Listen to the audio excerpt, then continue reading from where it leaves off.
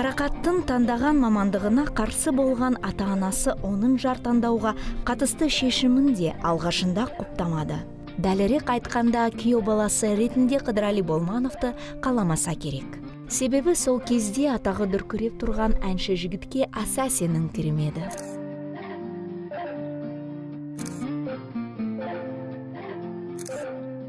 Мен осы Кыдырга турмушка чыгам дегенде менин ата-анам әрине басында қалай болады екен деп қорыққаны рас.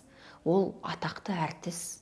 Менің балам әлі оң солын танымайтын, енді ғана студент болып жүрген жас бала, анандай атақты әртіске тұрмысқа шыққанда өмірі қалай болады деген жағдайлар болған. Қорықты, сенген жоқ. Қабылдай алмады басында. Осы үрей, осы сенімсіздіктің барлығына біз өз өміріміз арқылы жауап бердік. Кыдыр екеуміз қол ұстасып, ешкім бізді зорлаған жоқ, ешкім бізді қинаған жоқ. Шынайы жүрегімізбен бір-бірімізді, тағдыр бізді қосты, бір-бірімізді сүйдік. Осы махаббаттың нәтижесінде мінекей Құдайға шүкір балаларымыз дүниеге келді, отбасы болып жатырмыз. Осы екеуміздің арамыздағы адал сезімді біз өміріміз арқылы міне көрсеттік, дәлелдедік. Сондықтан да әкемнің көзі жетті. Сол кезіндегі сенбеушілік, кезіндегі қалай болады екен деген ойларының бәрі сейілді. Кайын жұрттың күдігін сейілті үшін бастапқыда Кыдыралиге көптер төгуге тура келді. Алдымен дүркіретіп той жасады. Ал кейіннен Каракаттын әкесінің сеніміне кіре алды. Каракаттың әкесін мен өте қатты сыйлайтынмын. Құдайға шүкір, ол кісімен танысып та, жақындасып та өзімді де көрсетіп үлгердім.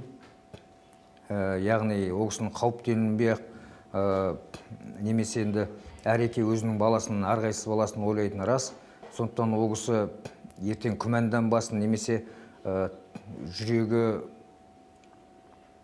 орында болсын деген оймен, ең басында мен тойымның өзін сол кісіге арнап жасаған болатын. 550 адам шақырдым сол кезде. Оның ішінде батыры да, әкімі де, бәрі де болды.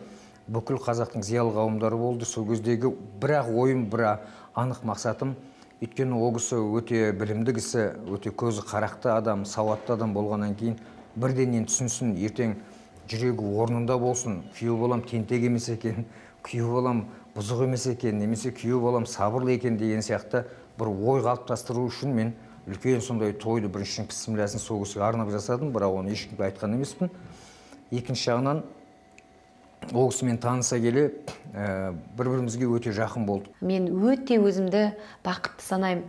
Сол дүниеге әкелген, бізді өсіріп жеткізген анамызды алақанымызға салып, барлық құрметті көрсете алып жатырмын. Ал қаншам адамдар бар, мысалға Қыдекең әлгін кешкен ішінде бір өкініші болады. Әкесі науқастанып өмір мен өлімнің арасында арпалысып жатқанда, Каракат жанын қоярға жер таппады. Бірақ қанша тырысса да аяулы әкесін ажал тырнағынан арашалап алып қала алмады.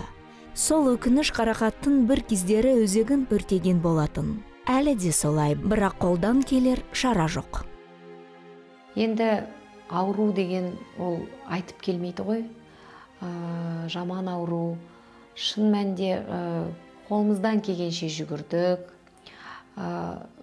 емдеттік, қайда апармадық, барлық жерге апардық. Бірақ Алла Тағаланың жазуы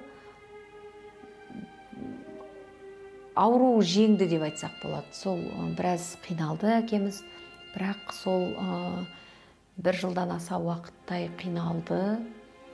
Сол 70-ке толып, 70 жылдығын тойлайық, үлкен той жасайық деген кезде әкем айтты жоқ. Мен ол тойда қуанып, адамдарға бетіп жадырап отыра алмаймын. Мені қинамаңдар, мені қинамаңдар. Мен өзімнің ризашылық сендерге, мен енді тойда отыра алмаймын деп әкем өзі той жасағанымызды онша қалаған жоқ.